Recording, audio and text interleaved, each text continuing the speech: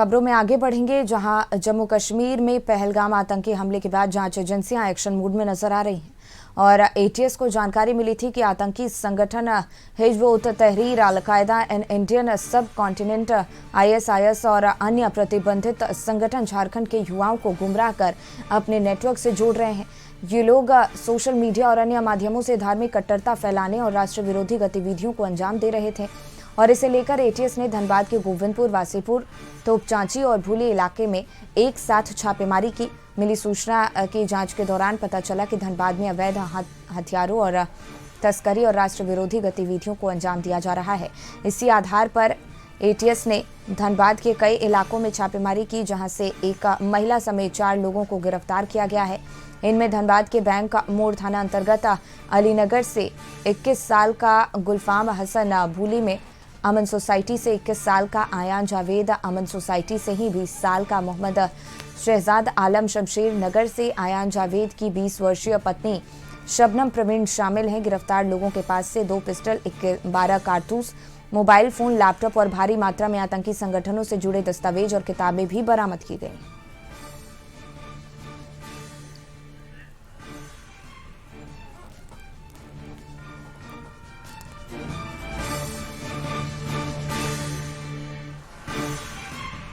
तो आतंकी हमले के बाद जांच एजेंसियां एक्शन मोड में नजर आ रही हैं।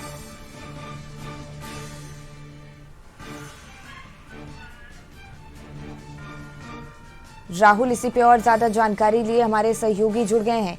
राहुल, जम्मू कश्मीर में पहलगाम आतंकी हमले के बाद जांच एजेंसियां अब लगातार एक्शन मोड पर नजर आ रही हैं। अभी तक क्या कुछ खास खुलासे हुए हैं, क्या सतर्कता बरती जा रही है?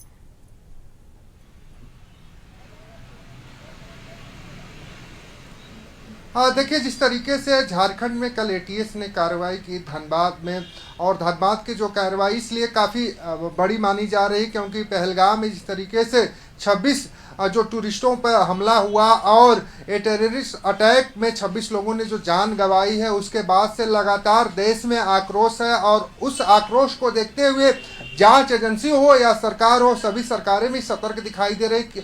और जिस तरीके से झारखंड एटीएस ने कल बड़ी कार्रवाई करते हुए 4 लोगों को धनबाद के अलग अलग स्थानों से गिरफ्तार किया है, उस गिरफ्तारी में आप देखिएगा कि जो लोग गिरफ्तार हुए हैं उनकी उम्र 20 से 21 साल ही है और उनके पास से जो चीज़ें बरामद हुई है, एक तरह से साफ ये दिखाई दे रहा है कि कहीं न कहीं झारखंड का जो कनेक्शन है आतंकवादी संगठनों से और जुड़ता दिखाई दे रहा है। इससे पहले भी रांची के बरियातू और कई इलाकों से कई आतंकियों को गिरफ्तार किया गया था।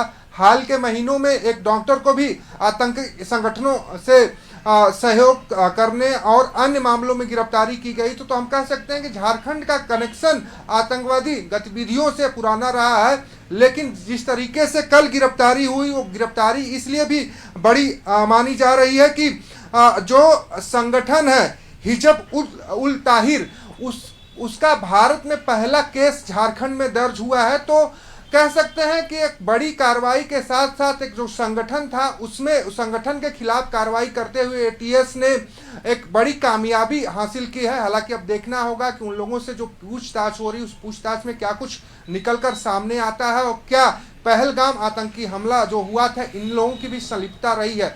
हालांकि पहले से भी आरोप लगते आ रहे हैं कि जिस तरीके से झारखंड में आतंकवादी घटनाएं होती रही हैं, उन जो नक्सल घटनाएं होती रही हैं और उग्रवादी घटनाएं होती रही हैं, और अब नक्सलवाद से भी झारखंड का कनेक्शन जुड़ना है, कहीं ना कहीं ये अंदेशा दिखाता है कि जो छोटे राज्य हैं जहां पर आबादी अधिक है, वहां पर ही आतंकवादी अपना ठिकाना बता रहे हैं। क्योंकि जिस तरीके से गोविंदपुर और धनबाद की अगर बात करें तो एक कह सकते कोयला नगरी के नाम से जाने वाले धनबाद में आबादी भी अधिक है और घनी आबादी क्षेत्र में इस तरह के संगठन का संचालन करना कहीं न कहीं चिंता का विषय है। हालांकि एटीएस ने खुलासा किया है और उन आरोपियों से पूछताछ की जा रही है। पूछताछ के बाद ही साफ हो पाएगा कि आखिर में ये जो संगठन है कहां तक अपना पांव झारखंड में पसार पाया है। जी बिल्कुल राहुल, बहुत बहुत धन्यवाद आपका तमाम जानकारी हम तक पहुंचाने के लिए।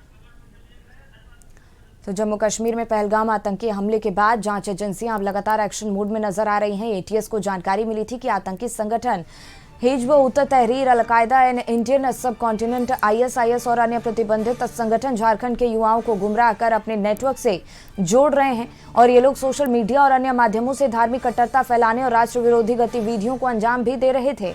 इसी को लेकर ATS ने धनबाद के गोविंदपुर, वासेपुर, तोपचांची और भूली इलाके में एक साथ छापेमारी की है।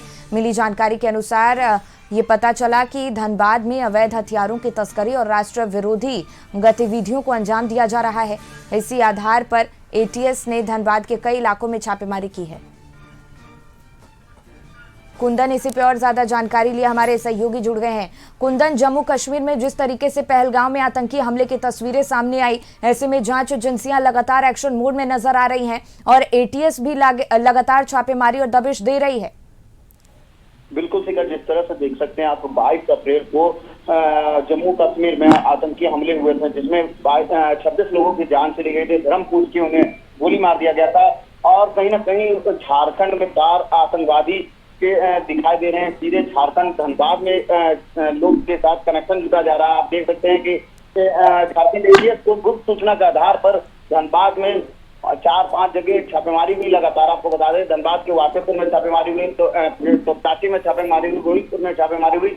लगातार छापेमारी करके 4 लोगों को अपने हिरासत में लेकर ATS ने रांची ले गए और वहां से प्रेस रिलीज जारी हुआ। और आपको बता दें कि जो भी संगठन में ISIS संगठन में साथ में है, वो कम उम्र के बच्चे हैं। आपको बता रहे हैं 10 साल का 21 वर्ष का लड़का है, 2 लड़के हैं। आपको बता, गुलफाम नाम है, बैंक मोड़ के रहने वाले हैं, आयान है, ठीक ना। वो 4 लोग इसमें आरोपी माने गए हैं और कहीं ना कहीं इनका जो सूत्र बता रहा है, जिनके साथ इनके कनेक्शन बता रहे हैं, वो आतंकी के साथ बताया जा रहा है। और लगातार कहते हैं उनके पास गैजेटेड शामिल हुई है, हथियार मिला उनके पास, 2 पिस्टलें मिले हैं, 12 कारतूस मिला है, लैपटॉप मिला है और किताबें मिली हैं संगठन के तरफ से, जो आतंकी को बढ़ावा देने के लिए। और ये लोग सोशल मीडिया के तरफ से आतंकी बातों करते थे और उन्हें ट्वीट करते थे। कहीं ना कहीं सीधा तार जुड़ा हुआ नजर आ रहा है। बिल्कुल, बहुत बहुत धन्यवाद आपका तमाम जानकारी हम तक पहुंचाने के लिए। तो आतंकी हमले के बाद लगातार जांच एजेंसियां एक्शन मोड में नजर आ रही हैं और ऐसे में ATS भी लगातार छापेमारी कर रहा है।